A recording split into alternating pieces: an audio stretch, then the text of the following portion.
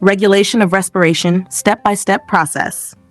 Respiration is automatically regulated to maintain proper levels of oxygen, O2, and carbon dioxide, CO2, in the blood.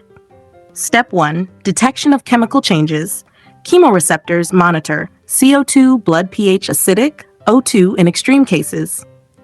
Types of chemoreceptors. Central chemoreceptors in medulla oblongata respond to changes in CO2 and pH in cerebrospinal fluid CSF.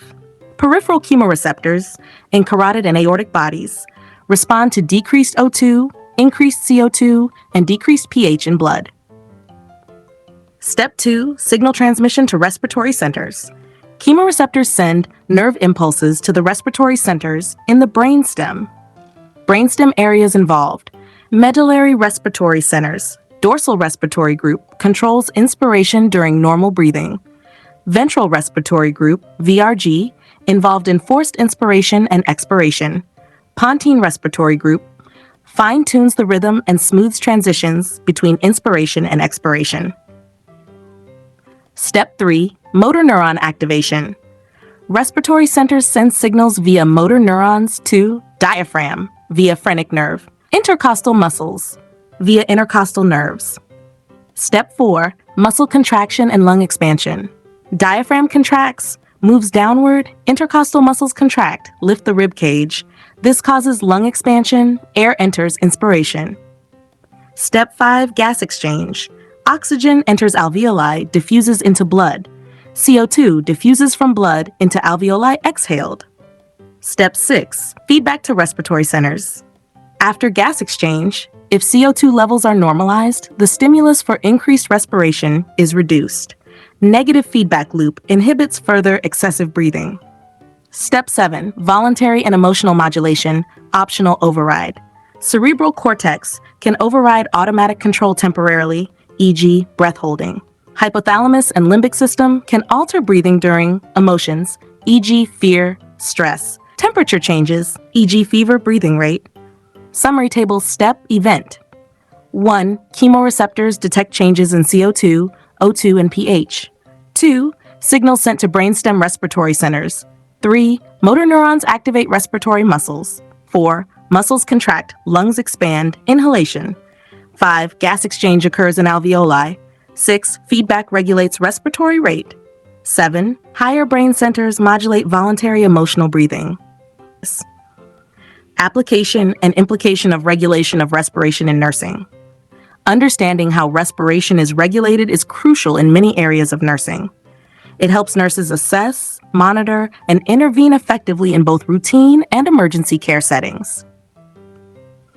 Applications in nursing. Area 1. Patient assessment. Nurses assess respiratory rate, rhythm, depth, and effort to identify abnormalities such as bradypnea, tachypnea, dyspnea, or use of accessory muscles. 2. Oxygen therapy management. Nurses regulate oxygen flow rates and monitor saturation, SpO2. Understanding respiratory drive is crucial, especially in COPD patients who rely on hypoxic drive. 3. Monitoring blood gases, ABG. Nurses interpret ABG values, PaO2, PaO2, pH, to detect respiratory acidosis, alkalosis, and intervene appropriately. 4. Postoperative care. Nurses prevent complications like hypoventilation and atelectasis by encouraging deep breathing, coughing exercises, and use of incentive spirometry. 5. Mechanical ventilation support. Nurses monitor ventilator settings, detect signs of respiratory distress, and assess weaning readiness in ICU patients. 6. Emergency response. In cases of respiratory failure or distress, nurses initiate life-saving measures, provide airway support, and collaborate with rapid response teams. JOSH 7. Health education. Nurses educate patients on breathing techniques, e.g. diaphragmatic breathing, pursed lip breathing, smoking cessation, and recognizing signs of respiratory distress.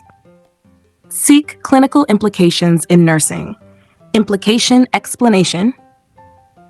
1. Recognizing life-threatening conditions. Conditions like respiratory arrest, hypoxemia, or hypercapnia require immediate intervention. Understanding regulation helps nurses act quickly. 2. Preventing complications, e.g. semi-Fowlers, mobilization and respiratory exercises prevent hypostatic pneumonia and atelectasis in bedridden patients. 3. Managing chronic respiratory diseases. In asthma, COPD, and sleep apnea, nurses manage medications, monitor breathing patterns, and adjust oxygen therapy safely. 4. Holistic care. Emotional states affect respiration, e.g. anxiety, hyperventilation. Nurses use relaxation techniques and emotional support to stabilize breathing. Accurate documentation. Documenting respiratory status, oxygen delivery, ABG results, and changes helps with care continuity and timely interventions. 6. Pediatric and geriatric care. Infants and elderly patients have different respiratory responses. Nurses must tailor assessment and intervention accordingly. 3. Practical example scenarios. COPD patient. Nurse must carefully administer low-flow oxygen to avoid suppressing the patient's hypoxic respiratory drive. Postoperative patient. Encouraging use of an incentive spirometer prevents atelectasis. Patient with anxiety. Nurse can apply relaxation and breathing exercises to prevent hyperventilation. ICU patient on ventilator. Nurse monitors respiratory rate, ABGs, ventilator settings, and signs of weaning intolerance. Conclusion. A strong understanding of the regulation of respiration empowers nurses to provide safe, timely, and effective care.